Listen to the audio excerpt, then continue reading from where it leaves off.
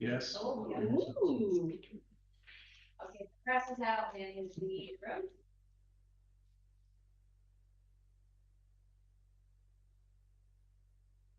They're requesting. Oh, thank you. Waiting for the recording. Right.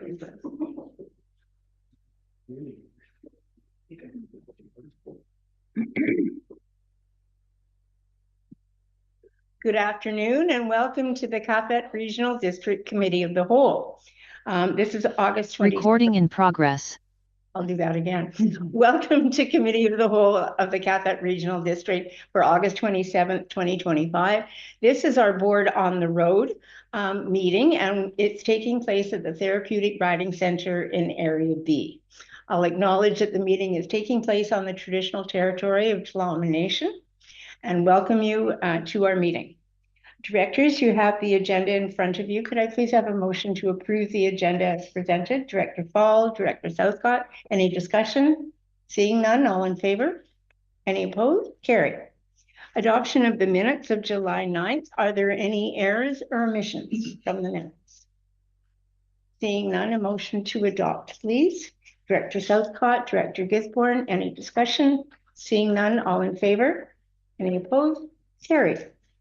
We have one delegation, and I would welcome Staff Sergeant Lee Dyson if you'd like to join us at the delegation table.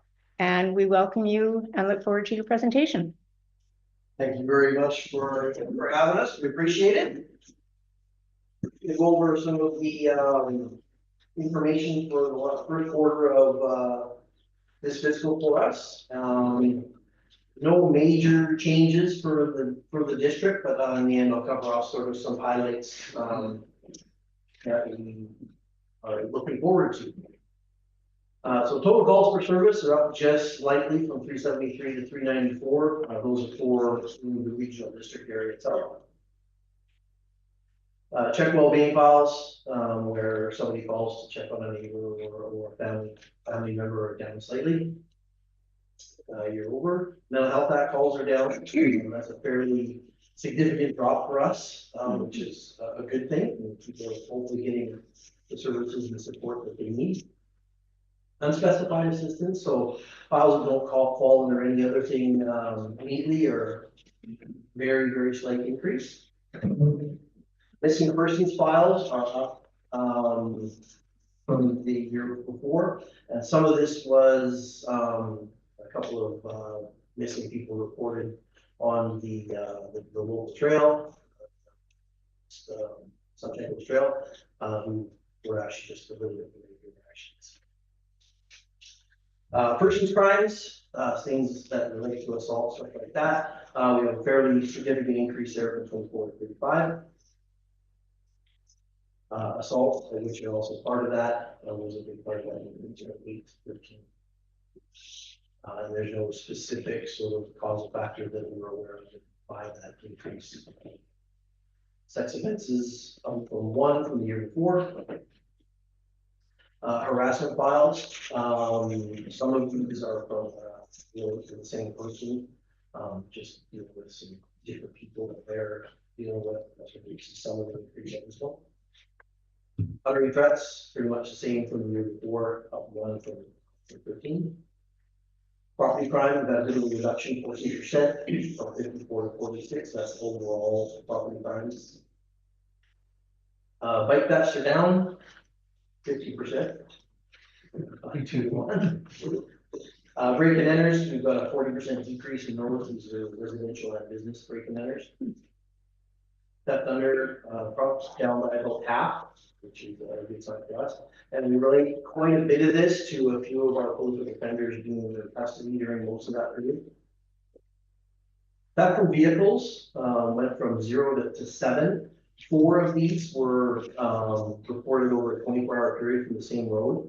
So it's likely the same person was responsible for these. This is down in the southern south of town and very close to let's say, property of interest that we're watching. So likely related to that, although I can't say for sure. Theft of vehicle is up 3 from the year before. And there's nothing that we specifically attach that to, although it's likely the same person. Also for that. Frauds are static, no changes in calls before. Mischief is down, basically that damaged property that British Eagles enjoy the property, 33% reduction in that. Drug offenses, 152 is not really an issue that we have a major problem with in the regional district and trafficking. Is from 0 to 1. I can tell you that last week, no, sorry, 2 weeks ago, there was another file that's almost come to conclusion. It's also from the district. It started in the city, but then it led us to the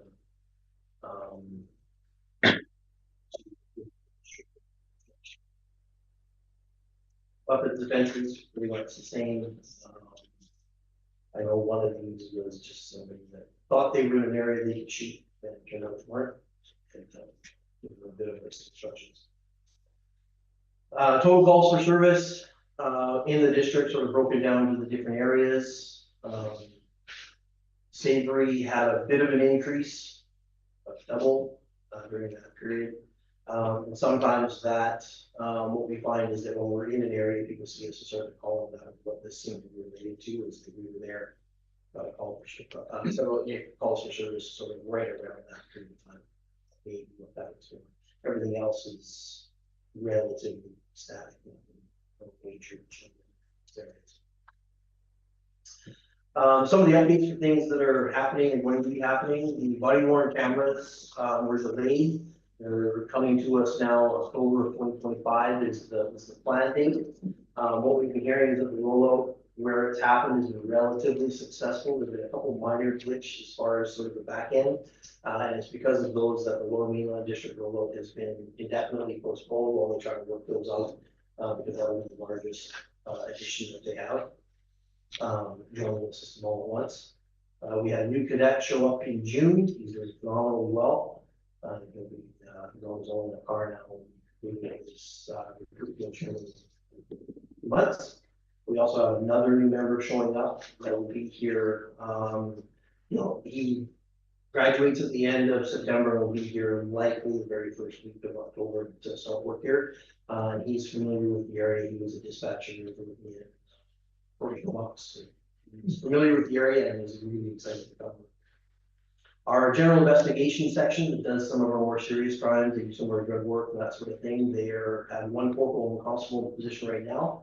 And as part of a restructuring that I'll talk about in a little bit, we'll have the second constable, third person of the unit will be showing up late September, early October, and they'll be able to get their work being a little more efficient. For 3 people, it'll be a little bit easier. They've been really successful for us, particularly in the area of drug trafficking.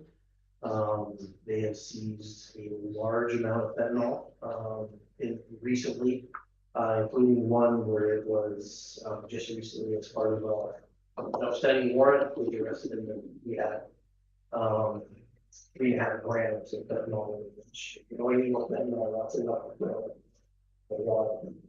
It's very sad that they've been really successful. Our Island District Emergency Response Team, we just had a member transfer out of here to go to the full-time team that is now fully operational and they are ready to go. And hopefully we don't need to use them, but if we do, they are ready to rock and roll. I know they are working on a plan to have vessels imported to Comox specifically for that team that they need to get over here to make it quick. We have the helicopter and stuff that you can get more people on. That is it.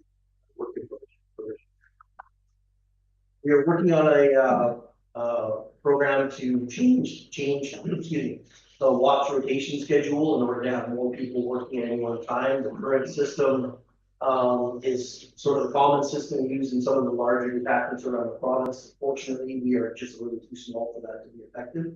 So we're working on getting that changed and having better visibility. Better operational availability, more patrols to some of our more outlying areas down south, and so we're working on that to see a big improvement in our ability to be proactive. We currently have no members, that are on long-term sick, so that are at home, getting paid and not working. We have one member that's on maternity leave, so she'll ride that out, until mid-2026. She's the only one right now that's not in. All of our members that were on long-term come back to work, and they're working gradually returns. It's been very useful in the office, exceptionally well. So that is really, really good, and it's not something that we find in any of the detachments on our sides or bigger, so I try to keep real quiet in some of the commanders meetings, so we don't have people all over me. So it's really, really good. We expect that by the end of 2025, at least 3 of the members that are on gradually return will be back, puts on the ground, and operational, which is really good. We have one member that's waiting for a surgery that'll take them off the road for a little while, but we're trending in the right direction for that. As far as Texada goes, the initial search for a public service person to work in the office there was unsuccessful. And there is a second project worker trying to fill that position. However, we do have a possibility to hire somebody on a term to fill in that and at least have some availability in the detachment there for a couple days a week. So we're hoping that will work. One of the things that isn't in here that I forgot to put on there was the issue with our Savory Island long weekend patrols. We're all set to go, and just before that was to take over the province through the RCMP announced they were cutting our funding, and one of the things that was cut was our seasonal policing funding, which is what we were using to fund that. Not just that, but there were some other things that would do some of our backcountry patrols, extra marine patrols, UTV, ATV patrols, all sorts of things, and that was all cut. With very little notice. And like little notice, I was told one night, this is what your amount is going to be, and the next morning I was told there isn't. So I'm guessing the bosses didn't know either. So, we're working on trying to do a plan for next year and what we can do and try to increase that. I think that this new adjustment to our schedule will help getting more people out there, but we're working on that. Have any questions? Thank you, Staff Sergeant. Directors, did you have a hand up? Director Brander? Director Elliott? Thanks, Chair. When you see an uptick in theft from vehicles that you have seen, and it's in a very localized area, is there any efforts made to contact the people in the area? Because in the rural communities, oftentimes people can be a bit relaxed when it comes to locking vehicles. And if they were alerted, you'd be a little bit more diligent in that way.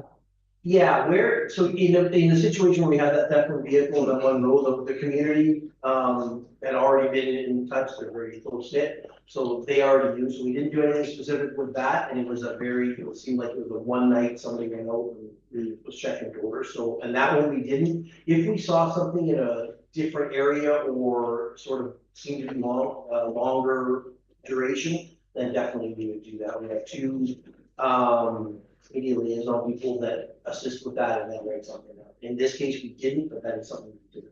Okay, thanks. Okay, thank you. Director Elliott, then Director Lennox. Thank you, Chair, and thank you, Staff Sergeant. I had noticed that, the stats are different than what I've seen at the city, and I was trying to figure out, when you say that regional district, you mean areas A, B, C, and D, not E, and including common, and not including the city, right? It does include Comox, does not include the city. And I don't know where all the districts are, but we have to know that I do know where the city is now. So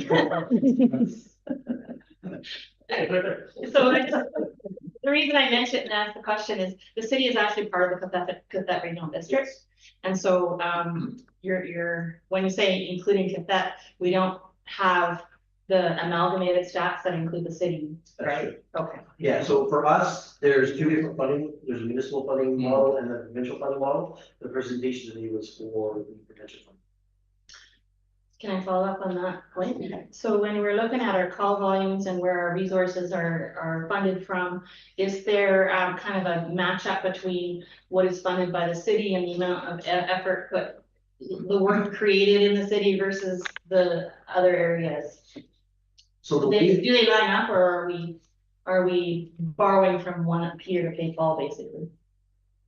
So I don't know the specifics since I got here. There hasn't been a study to look at that. I know that on a fairly regular basis, they look at the number of members that are funded provincially and versus the number of members that are funded municipally, and those are compared to the call volumes over time. It could be that at a specific time, you're going to see more provincial members that are working in the city because there's a higher call volume at that. But by the same token, if we were to have a serious call in what we would call the district, and municipal members would go out there, so it would work both ways. Okay, thank you. Director Lennox? Thank you, and thanks for your presentation. It's good to get these updates. There's lots to talk about. It is disappointing. I'm sure you are, going in front of people on Savory and telling them that this is what we're, both you and I saying like, this is great. And then that's disappointing. Anything we can do to help advocate. In the past, we've met at UPCM and other venues with your senior leaders, and they've been very open with us. So I'd be glad to help with that. The 83% increase on Savory, I think, is us telling people that you need calls for service. So we want to remind people when there are issues not to just talk to each other. You need calls for service. So I'll reinforce that. And that there has been more activity on Savory as far as when you're not there, things happen. And when you are there, nothing happens, which we appreciate. So, and marine services, all those other things are important and underestimated. So again, support for you. As you may not know, we have correspondence today regarding highway safety. And so, again, I just wanted to mention that we're trying to support and advocate up through the BC ministries, but also through yourselves. You mentioned getting more boots on the ground out into those areas, and this one's been on my area towards London. So just my final point is the PS position on Texada really does it, the public service position.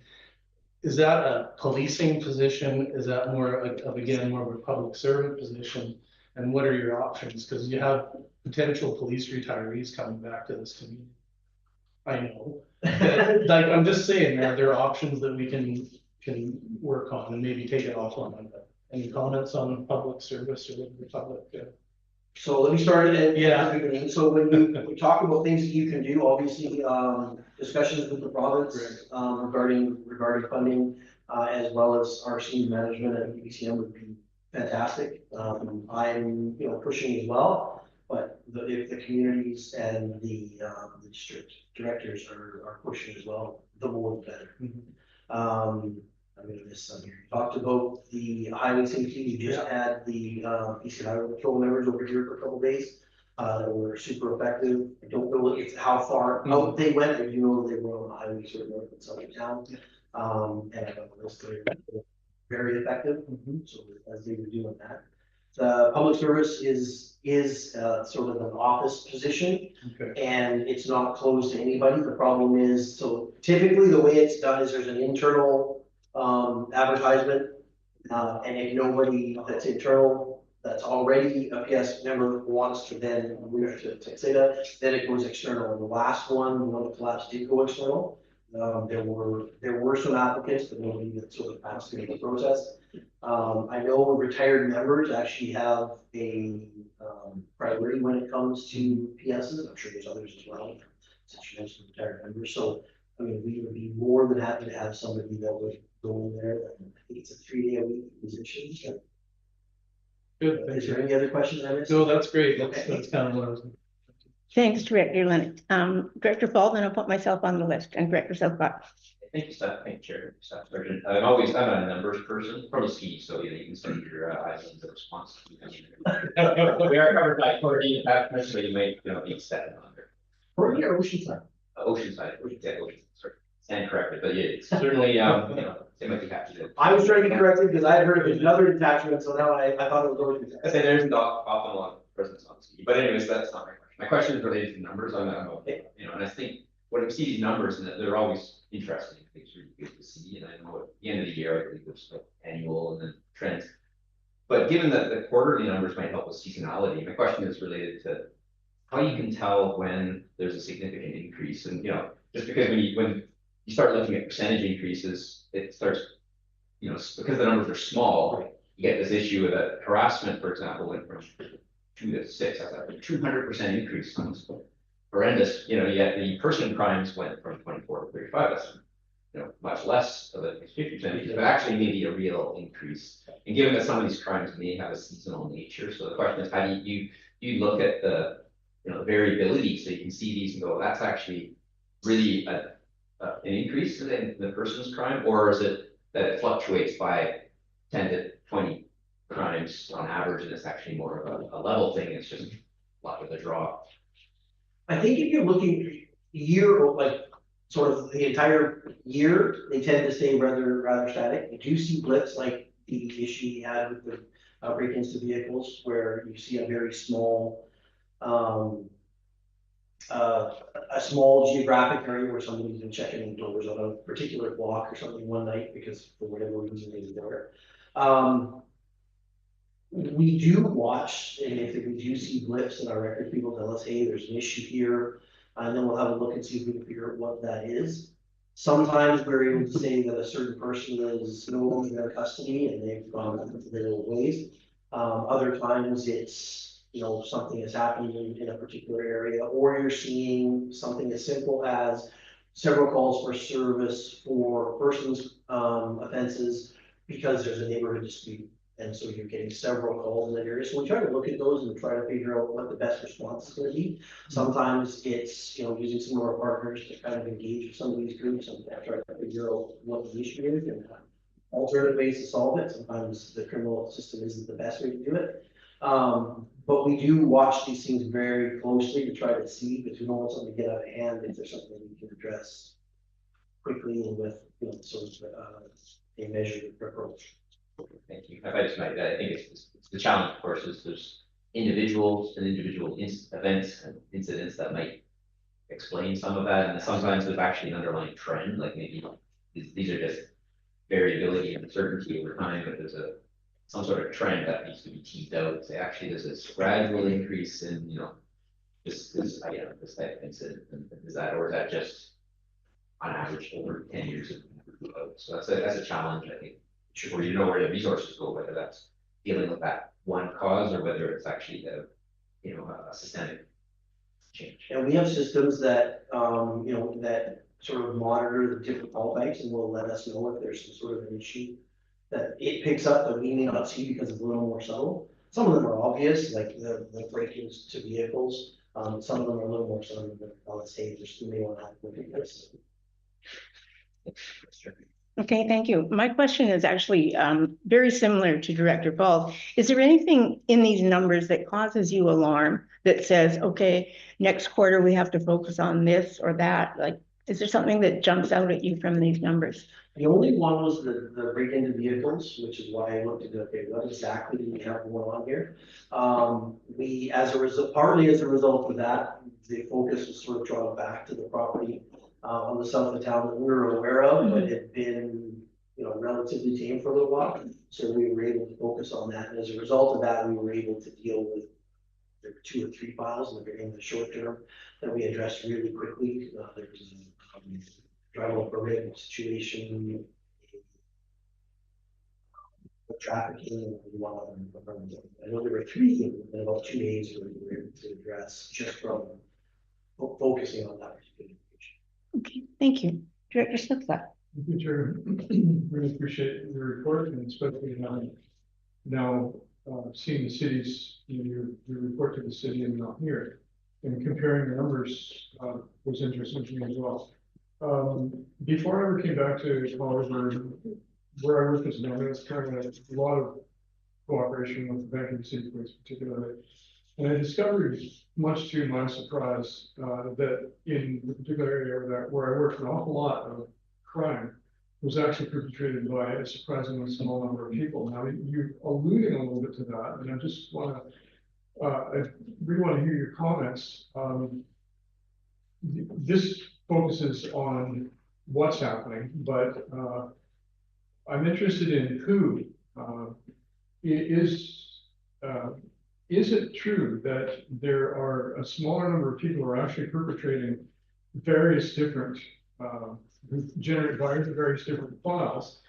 And is there an overlap? Like I think what I saw when homelessness really started happening in Powell River is that there was somewhat of a migration of people who were housed in the regional area that migrated into where being homeless all of a sudden, not having the rentals that welfare could afford anymore.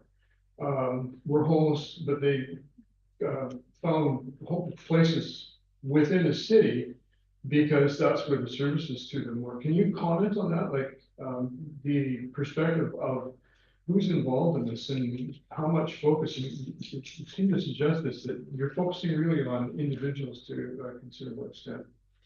It seems to me there's sort of two questions there. The first one is yes, there are some people that we refer to as prolific offenders that sort of add a disproportionate number of files or a number of offenses within an area. For example, I know with the city, one of the things was the shoplifting was down considerably.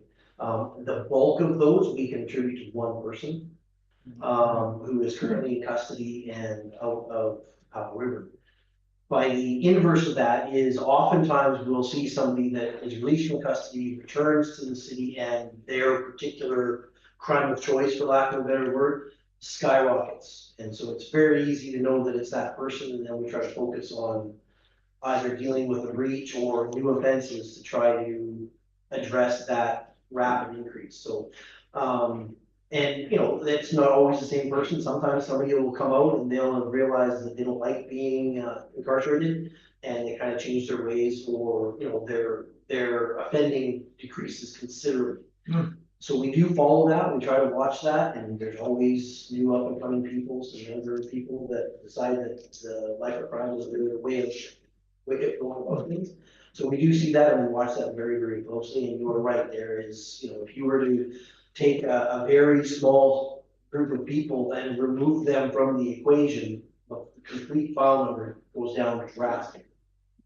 Sorry, so there's another question. You know, I think that pretty much answers my question. If I may, just a teeny follow-up.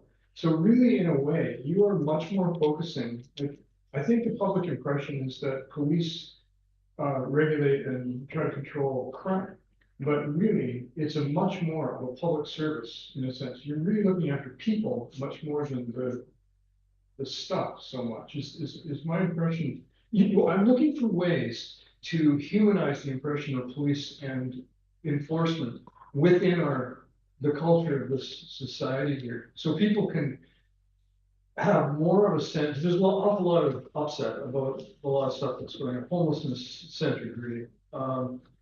And my belief is that to give people ways of having a sense of connection or understanding, and then consequently connection to the situation that we all have here will help them contribute, at least in attitude, of not so much judgmental but supportive. And you guys really seem to be right in the center of that.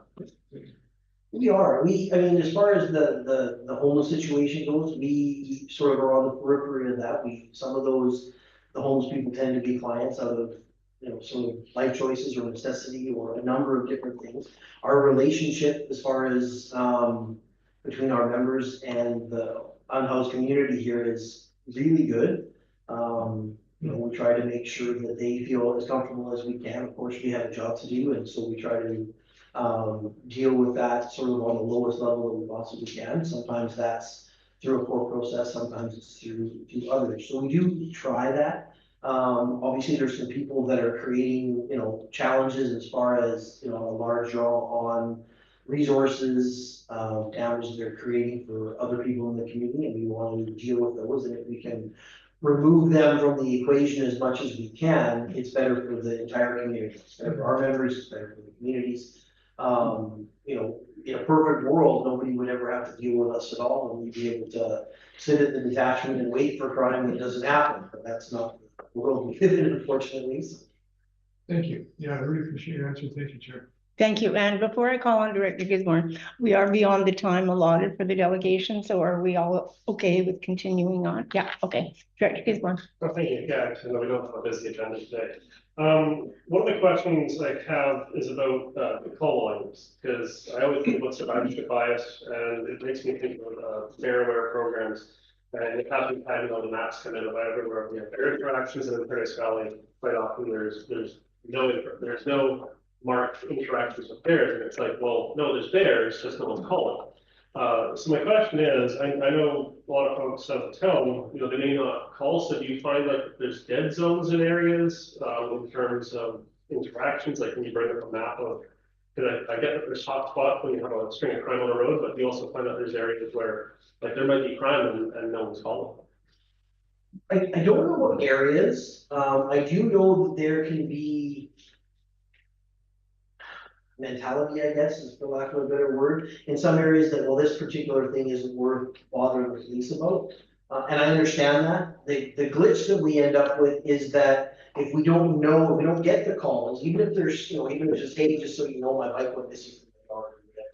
If we don't know about that, then we can't sort of watch trends. So that is something that I would, you know, ask people to call us and let us know about these things so that we can try and address them. Some of the, a lot of the smaller things, especially the smaller issues with property crime and those things tend to not get reported as much.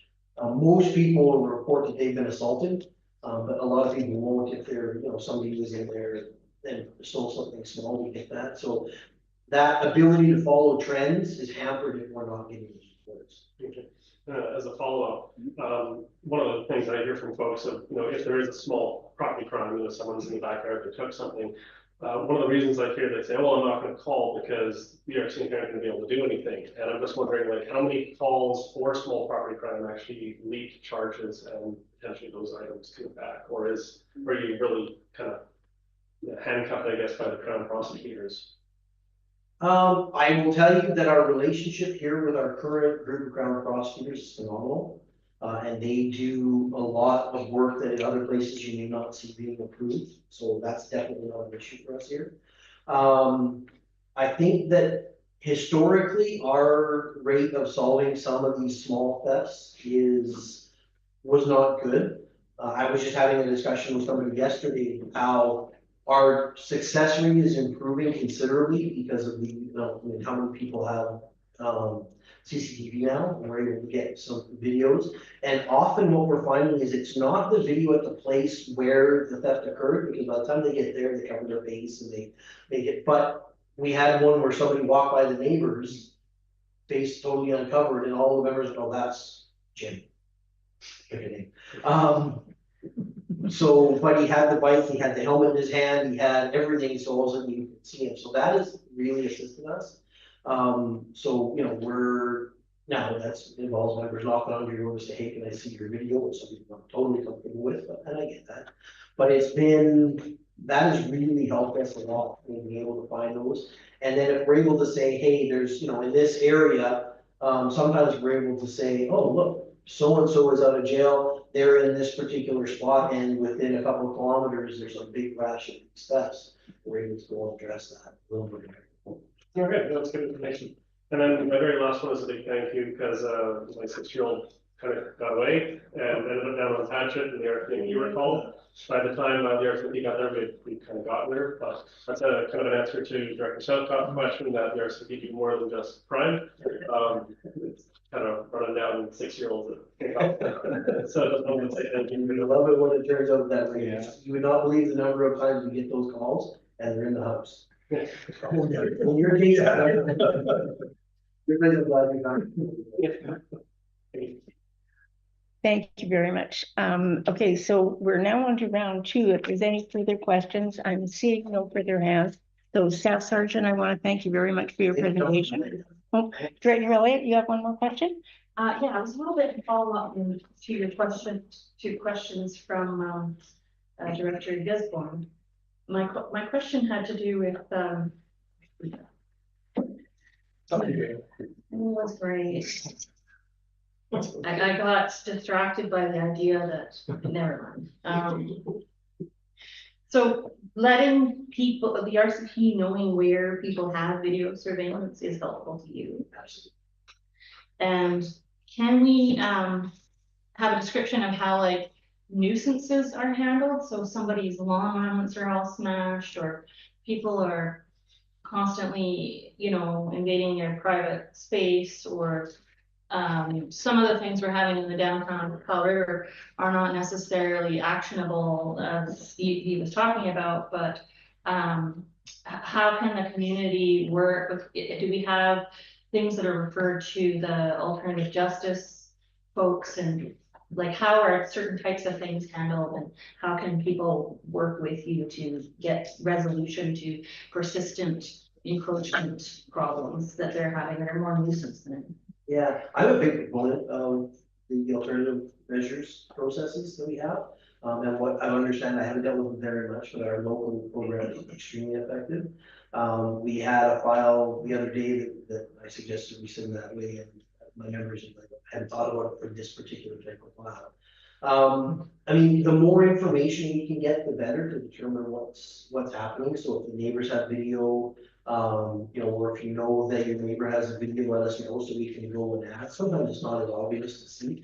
Often the cameras are, you know, easy to see, and you can lock up and see sort of what their, what the view of the particular camera is, but it's just information. The more information we can get on any particular event, it may not be something we can deal with, but we also have like our community policing group is able to sort of give us directions.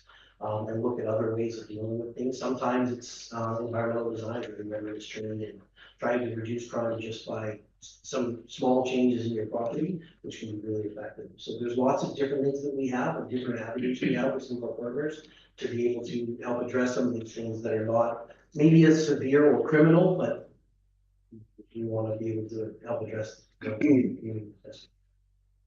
you have folks that advise folks on environmental design and how to reduce the activities that are persistently bothering you? Yeah, absolutely. Okay. Thank you, Director. Anyone else? Now I'm seeing no further hands, so I will thank you once again for your presentation, Staff Sergeant, and we look forward to seeing you again in 3 months. 3 months. Thank you for having me. Okay, thank you very much. Directors, we have no unfinished business. There are 4 items of correspondence. As their business arising, first I'll call on our corporate officer. Thank you, Chair. I do have a prepared resolution for item 6.2. Okay, so 6.2 will become 7.1. We'll agree to both of that. Okay, anything else? 6.4. 6.4, okay, becomes 7.2. Okay. And 6.5. 6.5 becomes 7.3. Director Sutcliffe? Did someone mention 6.3? Yes, 6.3 is 7.3. 6.3 was not on the list. That was being invited to. That was we're invited to the energy awards at UBCM. Yeah. Okay, so you're raising that as 7.3? Yes. All right, is there anything else? Okay, we're now on to 7.1, which is the former 6.2. And this is regarding Shalom Nation and North Island 911. And our corporate officer has a resolution she's going to provide for us.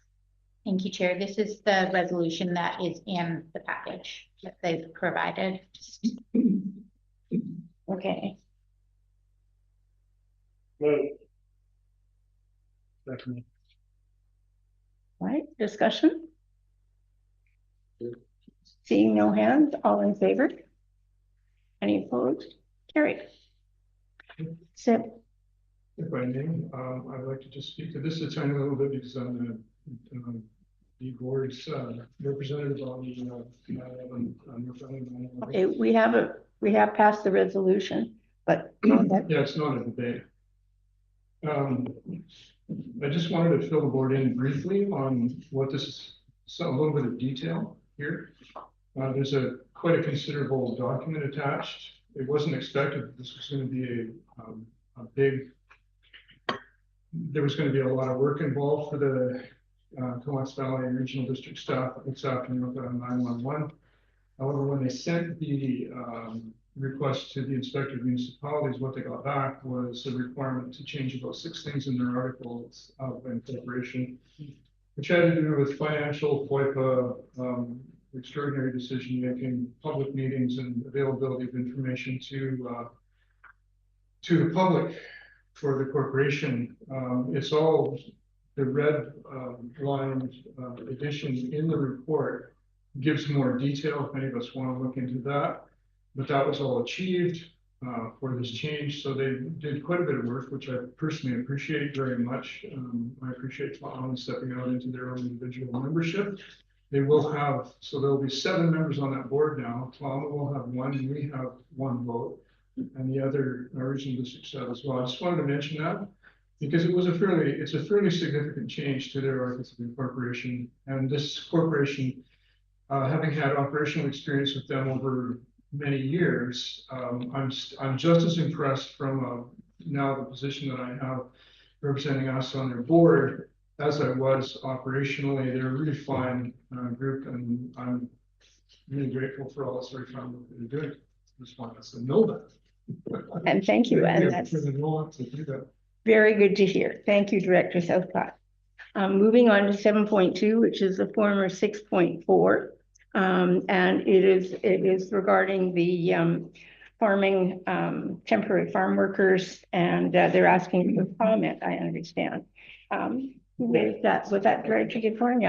My first question, I guess, as far as staff, is this document going to get sent out to our Agricultural Advisory Committee members prior to, of course, the October 15th feedback, or would you require a motion from the board to forward this information to them? CEO?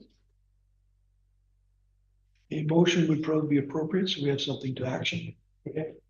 Move the motion that the correspondence 6.4 be forwarded to the Agricultural Advisory Committee membership. Okay. Is there a seconder for that, Director Fall? Thank you. Discussion on the motion on the floor. Director Gisborne. I'll be relatively quick. When I read this correspondence, it talks about temporary farm worker, TFW. However, when you go to the definitions, TFW actually stands for temporary foreign worker. And one of my kind of immediate feedbacks is when it comes to farmland and housing, the land doesn't really care where you're from, and really why someone's in the country is a federal issue. And I really think that the province should, keep that in mind. So whatever the housing that is available on farmland for folks that are there to work, whether they're a Canadian citizen, whether they're temporary foreign worker, landed immigrant, permanent residents, whatever, I think that's federal. And I think the provincial government really needs to look at this through the eyes of the farm and the land and how we can actually make that successful rather than, propping up the temporary foreign worker program. I'm not going to go into any further detail, but I think this motion is good because if we send it to the Agricultural Advisory Committee, there's a lot of really good subject matter experts over there and local farmers that they can give their feedback, because a lot of times this is written based on like the Okanagan, where you have very specific growing windows and you need to get a whole bunch of folks in, and then you come out here, it's a completely different growing landscape and economic landscape for farmers. So I think this is the right place to send it, and then hopefully we can get some feedback from the Agricultural Advisory Committee. Thank you, Chair. Okay, thank you very much, Director Fall. Thank you, Chair. I just briefly, I totally support this. I was going to send it there, but just to point out that the deadline is October 15th. So in principle, hopefully the AAC can get comments back to us so that we can consider a response as a board, if any, and there may be some, because it seemed big and looked like need some good eyes on it for our committee to hold in early October. That we might have to, try to flip up to the board meeting that same day so that we can keep that deadline, because it seems like it's 2 months, a month and a half away, but it's quick. So October 15th, the deadline. Yeah, it isn't very long, so it would have to be in September, so we could approve it the first board meeting in October, and that would meet the deadline. I have one comment, I guess, and I support it going to the Agricultural Advisory Committee. One thing I hope that they would look at, which is on page, it's on page 127 of the full agenda. I don't know what page it is of the report, but it's regarding the minimum farm size, and it maintains a 4 hectare minimum. And I guess I would like to see some flexibility in that, and I would appreciate the Agricultural Advisory Committee's input, because there are people that are wanting to get into the farming industry but don't have the money to buy 4 hectares of land, but they could afford smaller parcels and do smaller farms, hobby farms, etc. So I would like actually to see that 4 hectare minimum changed. So I would appreciate the committee's opinion regarding that. So that's my thought. Director Elliott. Just a question about whether we need some sort of motion to have it come to a future agenda for providing feedback. So that we don't miss our window of opportunity. I don't know if that's required. CAO, we have time? Through the chair, I don't think a motion is necessary because the Ag Committee has their own terms of reference. If they deem this pertinent information, they'll get it back to us in time, I'm sure. Anything further on the motion on the floor? Seeing no hands, all in favor? Any opposed? Carried unanimously. Okay, we're now on to 7.3, which is the former 6.3. Regarding the.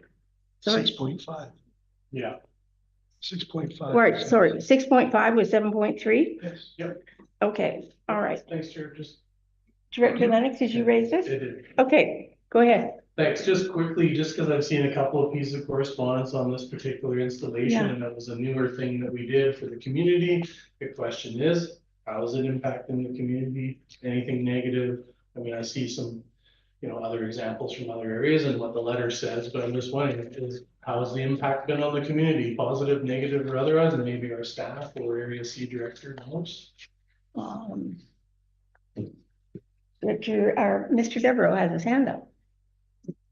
So the music laser was installed on May the 21st. So in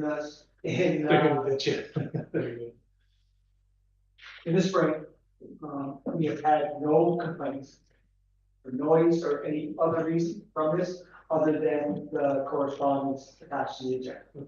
Good. Thank you. Okay, thank you. Any other comment regarding this item?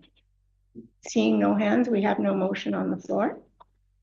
All right. Now we're on 6.3, which is now 7.4. 7.4, right. Okay, and this is regarding attendance at the award ceremony. Who raised that? Director Suppa. This came up in city council, and there's the possibility that either the region or the city is going to be recipients of an award because of the mid-level connector between the complex and the town site. So the point was made that it would be good for some of us to be there if there was an award to be, if we did receive that award, because there's always a picture and stuff like that. And I just wanted to mention that it certainly is my intention. I usually attend those awards anyway. And I think we received an award last year as well. And then there was a picture and blah, blah, blah. Anyway, I just wanted to mention that I was planning on being at that. Is that interesting? Thank you, Director Southcott. I think a number of us are planning on it. Director Brander. Yeah, I just want to say I did confirm that I'm going to be in attendance. Okay. Yeah, and I've confirmed as well. Director Elliott. I wouldn't mind asking staff if the application for the nomination for an award, if there's a different one than what Councillor Southcott, or sorry, Director Southcott has talked about. Coming in from the regional district, is there another project that is going for this application? Director Brander. I believe it's for the RRC. Oh. Okay, that's what I was asking. Okay. We can follow up with records notification. That would be wonderful. Thank you. Director Paul. Thank you, and I'm glad it pulled out, because they're actually asking us to fill in this form. So one or more of us may have registered, but I guess we would put forward a name. Sure. The form, either they can fill in the form or staff can fill in the form for us. So they would like, I don't know, Director Elliott's the representative on the. I think it's Councillor Southcott now. But it could be Or sorry, Director. Okay, so I'll nominate or request that staff fill out the form for Director Southcott to confirm that he's attending. Thank you. Okay. I mean, to do. And I do Director. request the mayor or chair. Well, that's the mayor. Oh, that's okay. Chair. Okay, and you've already applied. Is that correct? I have sent them the information, but if there is an official form that needs to be filled in, go ahead and. Okay, so the Maybe it's motion not, then. but it says, they have. Okay, so are you moving that staff fill in the form for Director Brander as chair of the board? Okay, seconded by Director Lennox. Any discussion? Seeing no hands, all in favor? Any opposed? Carried. Okay, that concludes correspondence. There's no reports, no new business. Question period. Are there any questions from anyone out there?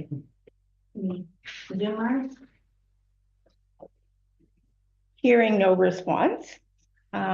We have no in-camera session, so our meeting is adjourned. Thank you very much for attending. No.